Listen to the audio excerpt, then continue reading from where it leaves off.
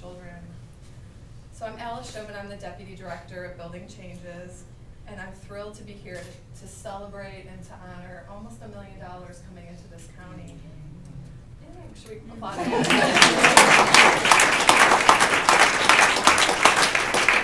for those of you that may not be as familiar with Building Changes or with the Washington Families Fund, I wanted to give you 3 things that you can remember us by.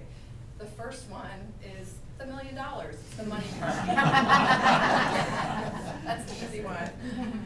Since we were created in 2004, we've awarded nearly $13 million throughout the state, and that's been as far north as Washington County, west to Clallam County, east to Spokane County, and south to Clark County, and everywhere in between.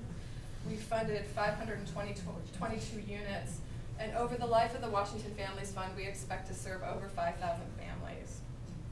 And so, as the mayor mentioned, we're here to celebrate in particular the Drug Abuse Prevention Center and the Emergency Support Center, and you'll hear lots more about them coming up. But what's really amazing about the Washington Families Fund, besides getting dollars to provide services to homeless families throughout the state, is the way we do it.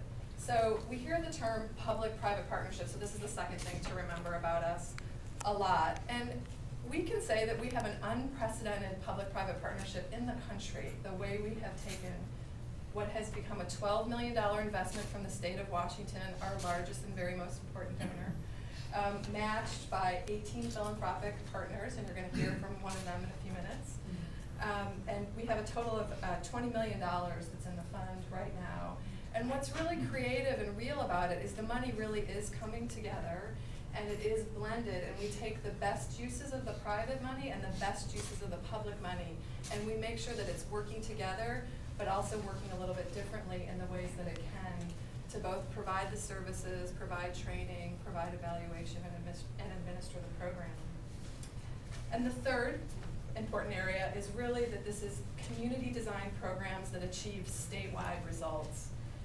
We work with partners like the Drug Abuse Prevention Center to build new models. So a couple of years ago, we had been reviewing our evaluation data from both the state and nationally, and had seen that some of the things that had been tried weren't working as well with, in particular, moms that were experiencing tougher issues, drug and alcohol addiction, more extremely mental health.